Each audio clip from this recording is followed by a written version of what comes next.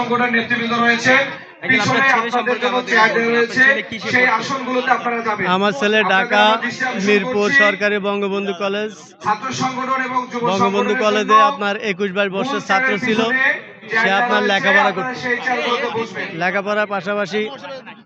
লেখাপড়ার পাশাপাশি সে আপনার চাকরি করার জন্য অনেক জায়গায় অনেক ফরম জমা দিয়েছিল, কিন্তু তখনকার সরকারের যে ইয়ে ছিল তারা এই যে চাকরিতে আপনার ইন্টারভিউ দিয়ে আসতো, কিছুদিন পরে তার চাকরি হয়ে গেছে, কিন্তু কিছুদিন পরে আপনার খবর নিত, দেখে চাকরি আরেকজনে নিয়ে নিছে।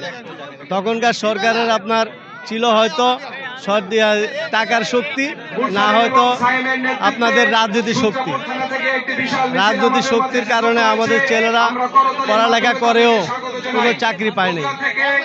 এই কারণে আমার ছেলে আপনার 24শে জুলাই আপনার আন্দোলনে আপনার যোগ দিয়েছে।